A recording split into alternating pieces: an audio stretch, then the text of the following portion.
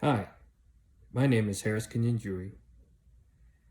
My wife and I attended the inaugural couples retreat hosted by Bishop Ronald Taylor and his wife, Pastor Char Taylor. I'd like to share my experience and my perspective of this retreat. At the time of the retreat, my wife and I were married a little over 4 years, which is a relatively young marriage. I believe we were the youngest couple there out of all the couples at the retreat.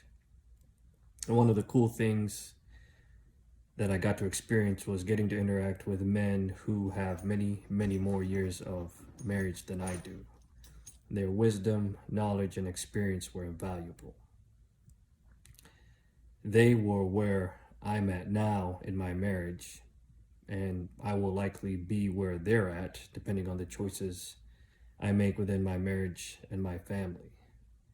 I believe if you, as a man, have been married for less than 5 years, coming to this retreat is a must.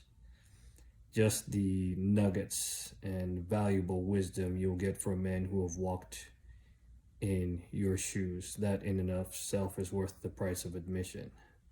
However, on the other side of that coin, if you consider yourself an OG in marriage, us younger men would love to hear your perspective, your experience in your marriage, your life, and your walk with God.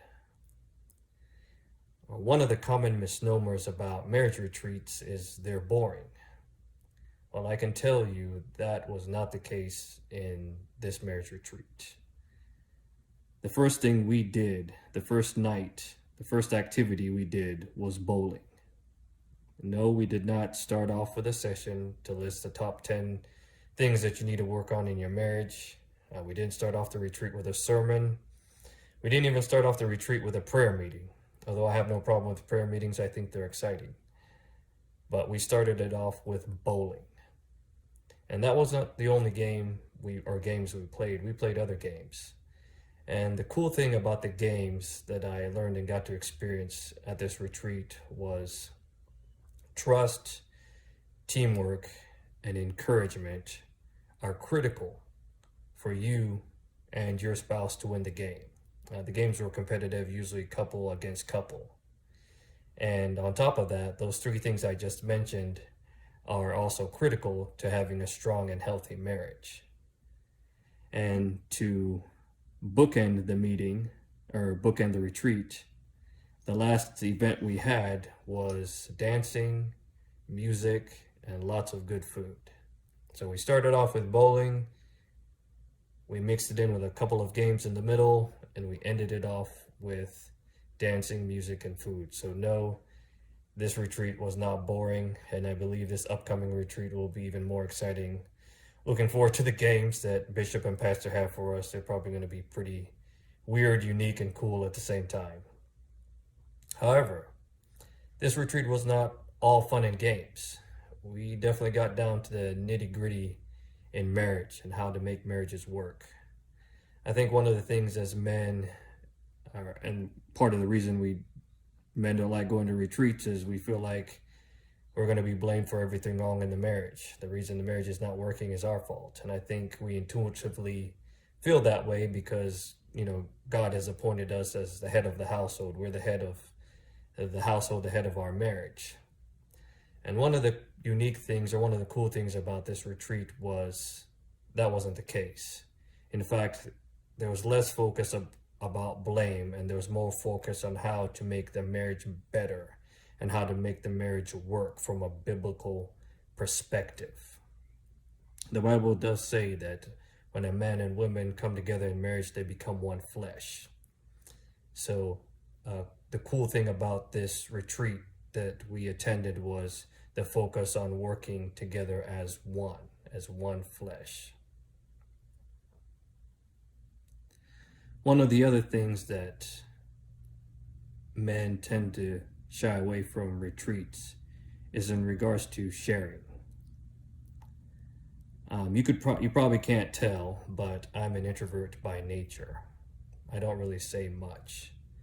As men, whether the fact that most men are not introverts, we naturally tend to not share our feelings We feel like we're being exposed when we're being forced to share. Marriage retreats are like a longer counseling session and we just shut down. Did I feel that way initially? Yes.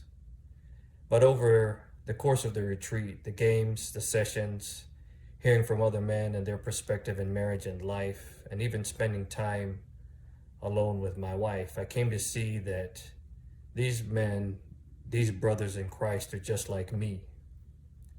When I would share, I could see heads nodding in agreement about my experiences, my wins, my losses in my marriage and life in general. They could relate to the things that I was going through at the time, even the things I was going through in my marriage. I think as men, we tend to isolate in our marriages and we isolate in life, being a man in this sinful world. One of the things that stuck out to me and that I learned about this retreat as a man is that you're not exposed, you're embraced. You're not rejected, you're accepted. You're not put down by other men, but you're lifted up. Sounds like what God did for us through Jesus Christ.